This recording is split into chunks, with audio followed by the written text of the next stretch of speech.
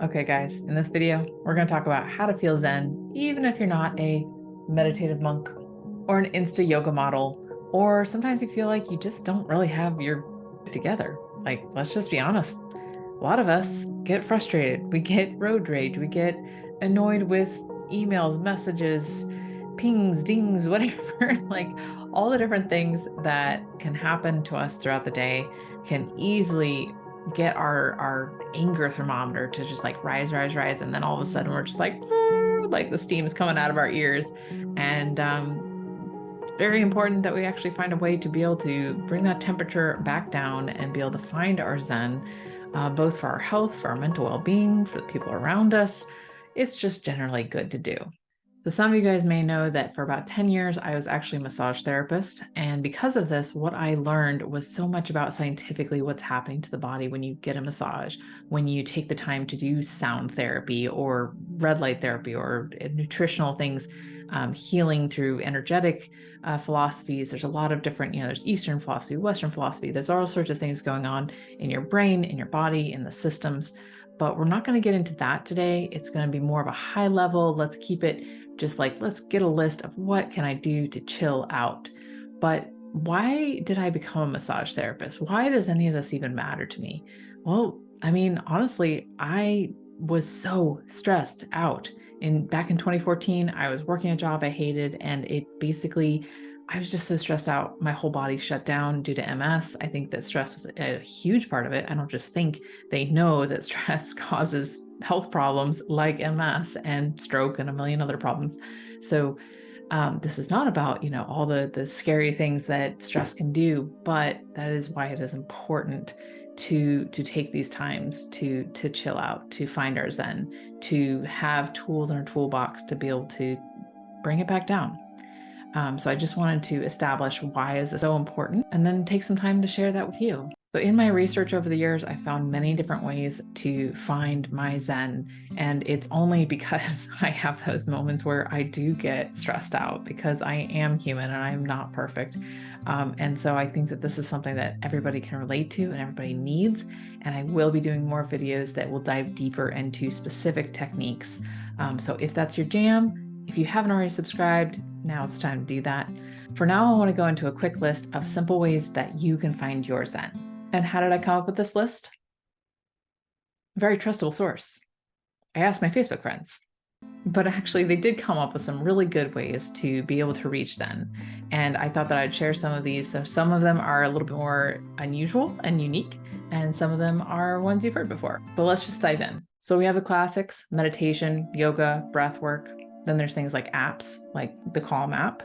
There's Meditative Mind, which is on YouTube, and it has solfeggio frequency music, which is going to affect your brain on a whole different level than just regular music. Highly recommend it. I can go on and on, but basically it's going to be super chill frequencies that are scientifically proven to calm you. Golf, running, qigong, dancing, swimming, live in a van and go places away from people.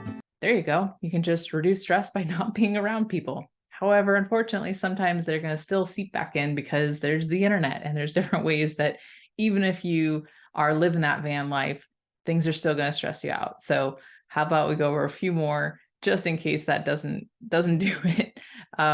We have cuddling with cats, chill on the beach, doing the dishes. I actually find doing the dishes to be strangely meditative. I used to hate doing them, and then I read something about, eating the frog every morning, which is like, let me do the thing that I don't want to do first thing in the morning, which is eating the frog. And then you have it done and out of the way. And I finally do the dishes every day and get that done and out of the way first thing. And I actually have found a weird enjoyment, and that I'm just focused on the moment doing the thing. And I think that's really what Zen is all about. Someone else put shooting. Okay, that's not my thing. I really haven't ever shot a gun or really touched a gun, but I've done laser tag, and I would totally do paintball. So, I mean, I could see that could be a fun way. And maybe if I did shoot a gun, I might have fun if it was, target practice at a piece of paper or something. Taking a nap, cooking. Do I do cooking? Here's one that's a bit poetic. Imagine my entire body dissolving so there's only stillness. That's beautiful. BJJ. Had to look that one up. Wasn't sure what it was. Turned out to be Brazilian Jiu-Jitsu. Totally fine. Here's one that I thought was beautiful. I stand in the grass barefoot, which first of all, that's grounding and that's amazing. And I just started doing it and it is actually surprisingly within like 5 minutes, super helpful. He says, I stand in the grass barefoot. Also, I hop on my bike. There's a long 15-mile trail behind my home. It's all paved. It has a canopy of trees that when you ride, birds seem to at times fly parallel with you. Pretty amazing natural high. I love that. That was so poetic and beautiful. Thank you for commenting this. I just, asked my Facebook friends like, hey, what are some unique and unusual ways that you find your Zen? And I was so shocked to see so many thoughtful comments. And some of those turned into full long conversations about breath work and different types of breath work, like the Wim Hof method. And I've heard about box breathing, and there's a million different versions of how to do breath work. But really, I think at the end of the day, it's just important to find something to put into your toolbox to find your Zen. So you don't need to know some fancy breathwork method. It could be as simple as the 4 breath technique. I learned all about it from Andrew Huberman, which you don't need to know all of the behind the scenes, what's scientifically happening to you, but basically just take 4 deep breaths. And I believe that it's supposed to be a longer in than out. Let's just practice that together. Okay. So we're just going to do 4 breaths and let's just do it together. Right.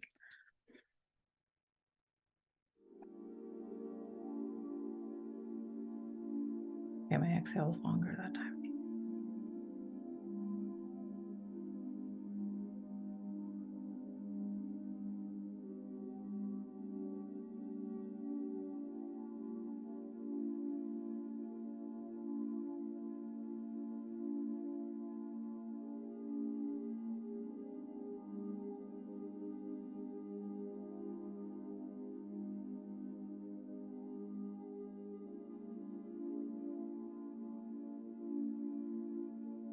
Okay.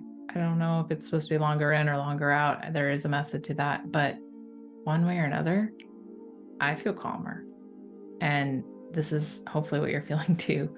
And something that you can really easily do while you're driving, while you're walking, while you're working, any sort of situation, to just take a moment and bring yourself down to the Zen level and feeling positive and calm and just ground yourself.